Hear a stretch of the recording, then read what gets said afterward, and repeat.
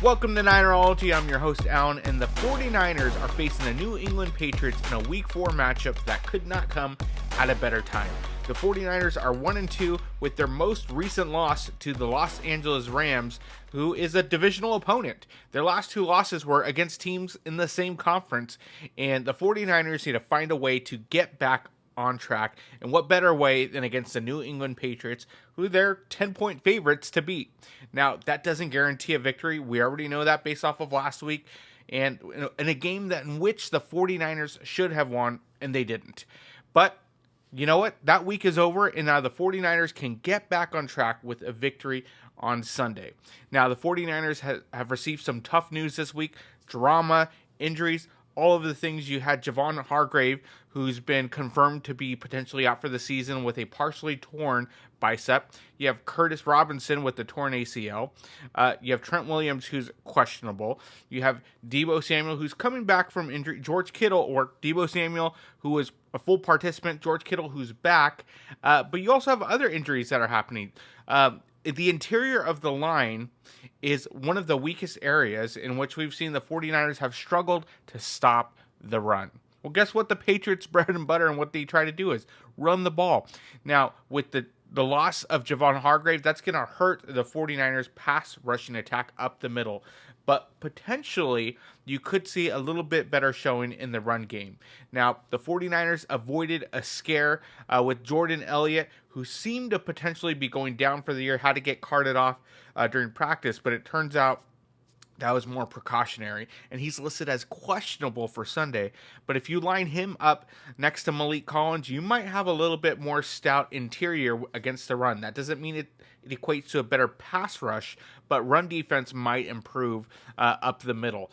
Now, the 49ers are going to have to lean heavily on Nick Bosa to produce pressure, and honestly, Leonard Floyd to produce pressure on the opposite side.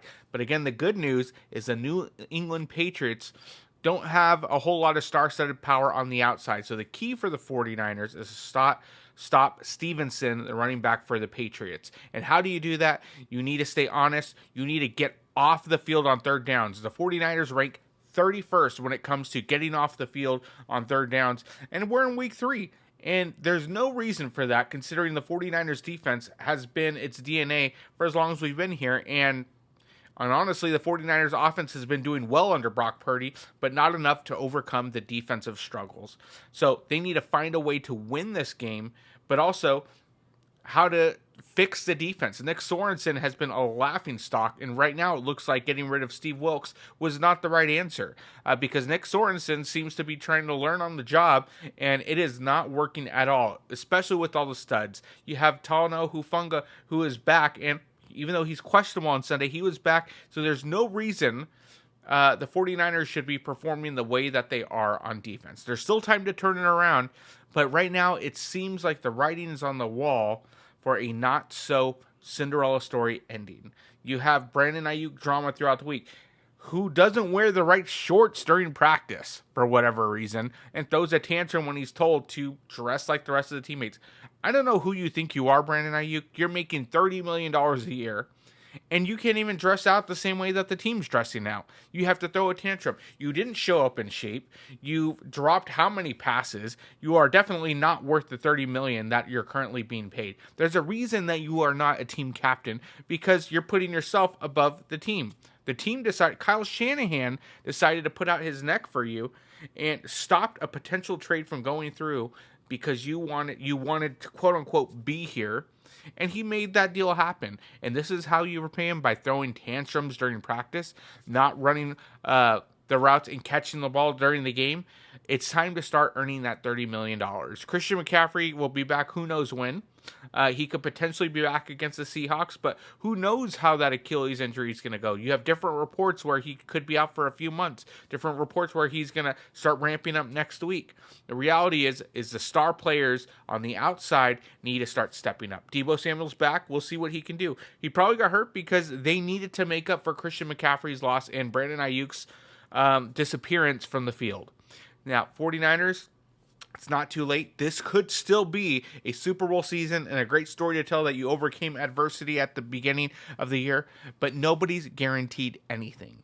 Just because you've made 5 of the past 6 NFC championships doesn't mean you're going to make another one without putting in the work, without doing what you need to do on the field to equate to success later on. You need to take care of what you need to take care of. In the words of Bill Belichick, do your job during the week, do that during practice, show up in the right attire, be a team, stop going out of the tunnel with the boombox if you can't perform on the field. It doesn't matter how good you look before when you're off the field. It matters what you do on the field. And so maybe stop doing that. Go back to your DNA. Go back to your roots. Start being the tougher team on the field.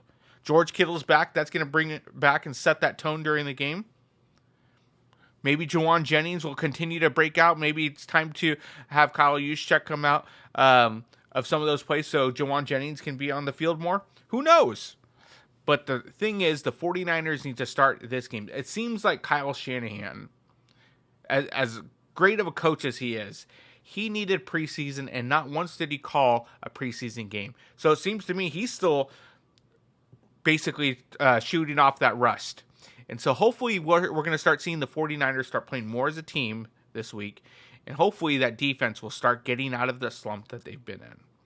And my prediction for the game is the 49ers are going to find a way to finally eclipse 30 points in a game and hold the Patriots to under 17 points. My prediction for the game is the 49ers will walk away with the victory 34-16 against the Patriots and win convincingly, in which we might even see a few snaps from Brandon Allen because the 49ers have sealed the game by the third quarter. But we'll see what tomorrow holds, and we'll catch us tomorrow after the game. But until then, don't forget to like and subscribe, and we'll catch you next time.